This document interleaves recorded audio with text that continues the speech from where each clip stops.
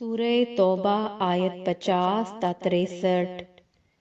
اے پیغمبر، اگر تم کو آسائش حاصل ہوتی ہے تو ان کو بری لگتی ہے، اور اگر تم پر کوئی مشکل آ پڑتی ہے تو کہتے ہیں کہ ہم نے اپنا کام پہلے ہی درست کر لیا تھا،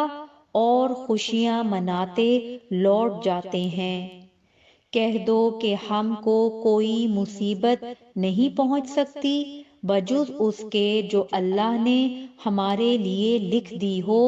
وہی ہمارا کارساز ہے، اور مومنوں کو تو اللہ ہی پر بھروسہ رکھنا چاہیے۔ کہہ دو کہ تم ہمارے حق میں دو بھلائیوں میں سے ایک کے منتظر ہو،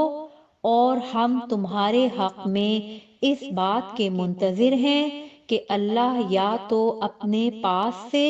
تم پر کوئی عذاب نازل کرے، یا ہمارے ہاتھوں سے تمہیں عذاب دلوائے، سو تم بھی انتظار کرو، ہم بھی تمہارے ساتھ انتظار کرتے ہیں۔ کہہ دو کہ تم مال خوشی سے خرچ کرو یا ناخوشی سے، تم سے ہرگز قبول نہیں کیا جائے گا، تم نافرمان لوگ ہو۔ اور ان کے خرچ کیے ہوئے مالوں کے قبول ہونے سے کوئی چیز مانے نہیں ہوتی، سوائے اس کے کہ انہوں نے اللہ سے اور اس کے رسول سے کفر کیا، اور نماز کو آتے ہیں تو سست و کاہل ہو کر، اور خرچ کرتے ہیں تو ناخوشی سے۔ پس تم ان کے مال اور اولاد سے تعجب نہ کرنا، اللہ چاہتا ہے کہ ان چیزوں سے دنیا کی زندگی میں ان کو عذاب دے، اور جب ان کی جان نکلے تو اس وقت بھی یہ کافر ہی ہوں،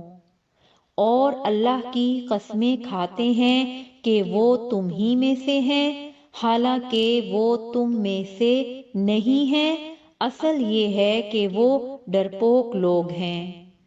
اگر ان کو کوئی بچاؤ کی جگہ جیسے قلعہ یا غار یا زمین کے اندر گھسنے کی جگہ مل جائے تو اسی طرف رسیاں توڑاتے ہوئے بھاگ جائیں۔ اور ان میں بعض ایسے بھی ہیں کہ تقسیم صدقات میں تم پر طعنہ زنی کرتے ہیں، اب اگر ان کو اس میں سے خاطر خواہ مل جائے تو خوش رہیں، اور اگر اس قدر نہ ملے تو جھٹ خفا ہو جائیں۔ اور اگر وہ اس پر خوش رہتے جو اللہ اور اس کے رسول نے ان کو دیا تھا، اور کہتے کہ ہمیں اللہ کافی ہے، اور اللہ اپنے فضل سے اور اس کے پیغمبر اپنی مہربانی سے ہمیں پھر دے دیں گے، اور ہمیں تو اللہ ہی کی رضا مطلوب ہے، تو ان کے حق میں بہتر ہوتا۔ صدقات یعنی زکوٰۃ و خیرات تو مفلسوں اور ناداروں اور کارکنان صدقات کا حق ہے، اور ان لوگوں کا جن کے دل جیتنا منظور ہے،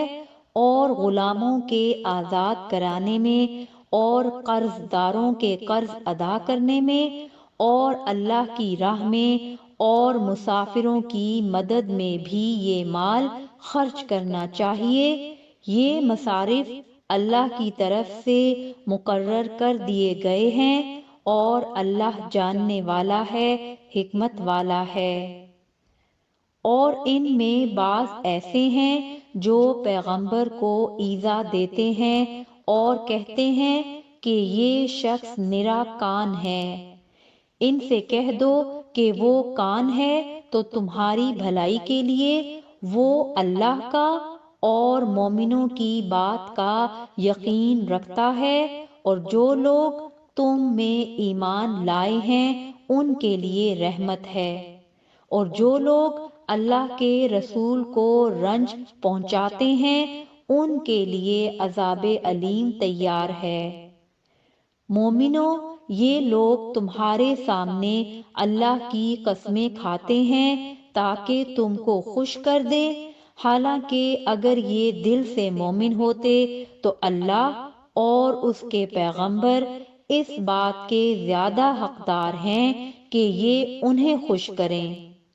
کیا ان لوگوں کو معلوم نہیں کہ جو شخص اللہ اور اس کے رسول سے مقابلہ کرتا ہے تو اس کے لیے جہنم کی آگ تیار ہے جس میں وہ ہمیشہ جلتا رہے گا، یہ بڑی رسوائی ہے۔